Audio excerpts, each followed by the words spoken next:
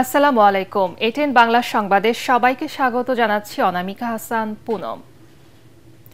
প্রধান উপদেষ্টা ডক্টর মোহাম্মদ ইউনূস বলেছেন, চলার পথে নানা চ্যালেঞ্জ আসবে, কিন্তু হতাশ না হয়ে নিজস্ব শক্তি দিয়ে মোকাবেলা করতে হবে। তরুণরা সক্রিয় থাকলে দেশের কোনো সমস্যা থাকবে না বলেও বিশ্বাস করেন তিনি। তেজগাঁওয়ে প্রধান উপদেষ্টার কার্যালয়ে ইউথ ভলান্টিয়ার অ্যাওয়ার্ড 2025 প্রদান অনুষ্ঠানে ডক্টর ইউনূস এসব কথা বলেন। এর আগে বিভিন্ন ক্ষেত্রে অবদানের জন্য 12 তরুণকে ইউথ ভলান্টিয়ার অ্যাওয়ার্ড প্রদান করেন প্রধান উপদেষ্টা।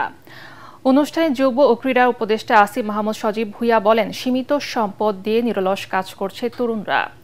জুলাই আহত ও শহীদ পরিবারের 12,877 জনকে যুবককে আত্মকর্মসংস্থানের ব্যবস্থা করা হবে।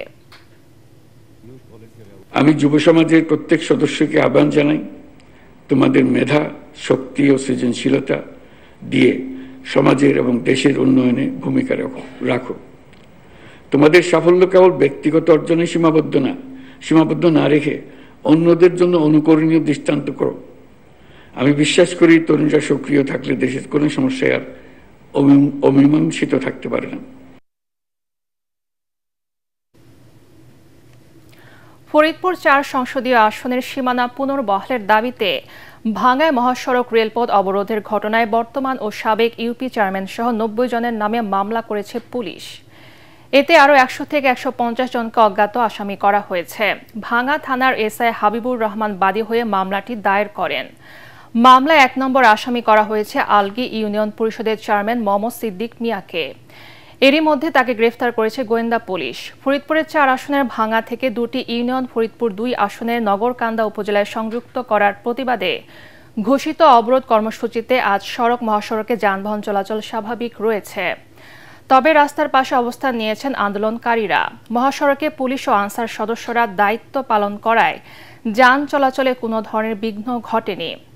এদিকে বাগেরহাটের 4টি আসন কমিয়ে 3টি করার প্রতিবাদে সর্বদলীয় ঐক্যজোটের দেয়া 6 দিনের কর্মসূচির 4র্থ দিনে হরতাল চলছে। বাগেরহাটের 16টি রোডে দূরপাল্লার কোনো পরিবহন ছেড়ে না যাওয়ায় চরম ভোগান্তিতে যাত্রীরা। হরতালের কারণে জেলা জুড়ে বন্ধ রয়েছে দোকানপাট।